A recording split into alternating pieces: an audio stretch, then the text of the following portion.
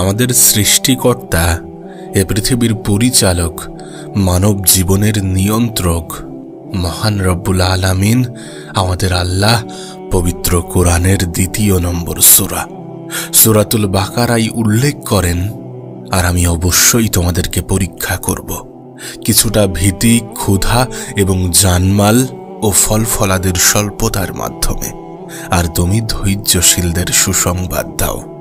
আমাদের রব এই আয়াতটিতে খুব গুরুত্ব সহকারে, খুব জোর দিয়ে বলেছেন যে তিনি অবশ্যই আমাদেরকে পরীক্ষা করবেন।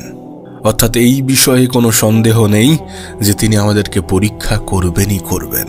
তিনি আমাদের পরীক্ষা অবশ্যই নেবেন। এখন প্রশ্ন হচ্ছে কি দিয়ে? এই লিস্টের একদম সর্বপ্রথমে রয়েছে ভয়। হ্যাঁ, ভয়। এখন প্রশ্ন তোমার মনে আসতেই পারে যে ভয় দিয়ে কিভাবে পরীক্ষা করবেন। একটা উদাহরণ তোমাকে দিই। যেমন ধরো, তুমি তোমার রিজিক নিয়ে চিন্তিত, তুমি তোমার ইনকাম নিয়ে চিন্তিত, তুমি তোমার বিয়ে নিয়ে চিন্তিত, তুমি তোমার পরিবারের নিশ্চয়তা নিয়ে চিন্তিত, নিরাপত্তা নিয়ে চিন্তিত, তুমি তোমার অসুস্থতা নিয়ে চিন্তিত, তোমার জমি জমা নিয়ে চিন্তিত, তোমার খাদ্যের যোগান নিয়ে চিন্তিত। এই ধরনের বিভিন্ন বিষয় নিয়ে আপনি চিন্তিত, আপনি দিশেহারা, আপনি উদ্বিগ্ন। বিশ্বাস করুন, এগুলোর সবই আপনার ঈমানি পরীক্ষার অংশ।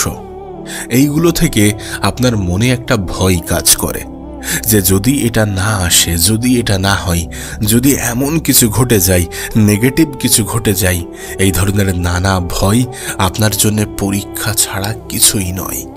হ্যাঁ, এগুলো প্রত্যেকটাই আপনার ঈমানি পরীক্ষার অংশ। আপনার হয়তোবা মনে হতে পারে যে আমি যেখানে বসবাস করি সেই স্থান ছাড়া পৃথিবীর অন্য সকল স্থানে মানুষ অনেক ভালো আছে। আপনার হয়তোবা মনে হতে পারে যে আমি যে দেশে থাকি সেই দেশ ব্যতীত অন্য সকল দেশের মানুষ ভালো আছে, সুখে আছে, শান্তিতে আছে, সুন্দরভাবে জীবন কাটাচ্ছে। কিন্তু প্রকৃত অর্থে বাস্তবতা এমনটা নয়। এ পৃথিবীতে এমন কোনো দেশ নেই যে দেশের মানুষ চিন্তাহীন, সমস্যাহীন, উদ্বিগ্নতা ছাড়া জীবনযাপন করছে।